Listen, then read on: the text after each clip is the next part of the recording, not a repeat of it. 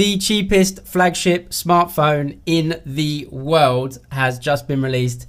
We've got the K20 and the K20 Pro. Here it is, or here they are, everything you need to know. So they've just been launched right here in China, and the K20 Pro is the cheapest flagship smartphone in the world. Before we get to that price, the lowest price and the highest price, because it changes if you add RAM and memory, let's go through the specs as they have been confirmed today. So of course you get the Snapdragon 855. We knew that was coming, and Redmi showed us the Antutu score, 388,000. That beats the Xiaomi Mi 9. Only just, mind you, but it does beat it. Although you probably won't see any real world difference between this and a lot of other flagships, because it obviously depends a lot on the operating system and how good the memory is, etc. But it looks like a pretty big score. They're coming in with a 6.4 bezel-less AMOLED panel, no notches, and a 91% screen to body ratio. That's looking really good. And you do have an under-screen fingerprint sensor, so all the leaks that were released last week seem to be true on this one. And you do get a triple camera setup on the back. It's incredible how cheap the cheapest option is, and is still giving us a triple camera on the back. The main sensor is a Sony IMX586. That's a 48 megapixel sensor that is used in a ton of smartphones. The Oppo Reno 10x zoom edition, the OnePlus 7 Pro, and also the Honor V20, and a long list of other smartphones use that as their main sensor. You also get an ultra wide at 13 megapixels and a zoom lens at 8 megapixels. The 20 megapixel front camera is housed in that pop-up. Xiaomi say that this thing can pop up in 0.8 seconds. You get a 4000 milliamp hour battery. Again, all the leaks on this phone have turned out to be true. 27 watt fast charging on this, which is really decent.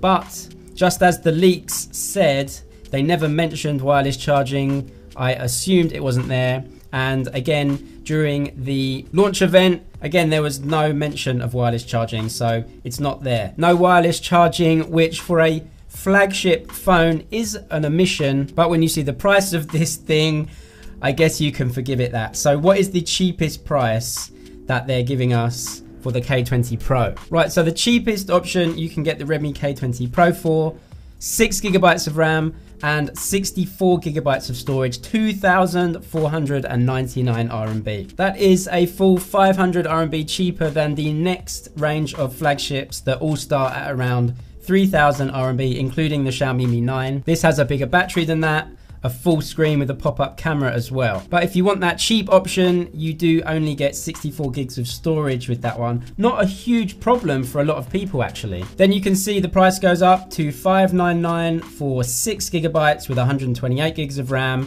to 799 for the 8 gig RAM version, and then to 999 for the 8 gig 256 gigs of storage option. Now, interestingly, OnePlus chose today to release on their Weibo the OnePlus 7, the non-Pro variant of their new series. That goes on sale on the 4th of June in China, and take a look at this price. So actually the 8 gigabyte version with 256 gigabytes of storage is going for $29.99, which is the same as the Redmi K20 top tier version. So whilst the K20 Pro is the flagship smartphone with pretty much everything you could want, minus that wireless charging, the OnePlus 7 is the same price as that, but it's not the Pro variant, and you only get a single camera at the back there, no wireless charging, and a 60 Hertz refresh rate screen, not a 90 Hertz like the Pro version. So whether you like OnePlus or Redmi is up to you,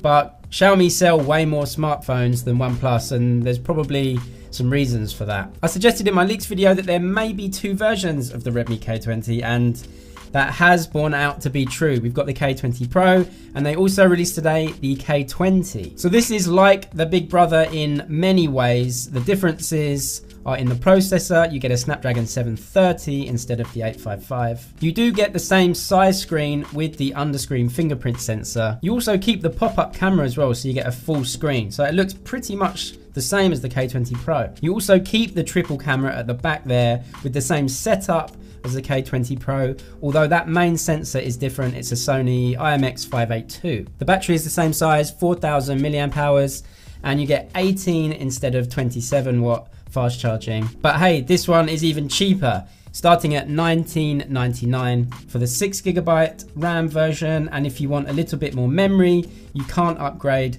the RAM in this one, but if you want more memory, you can pay $20.99.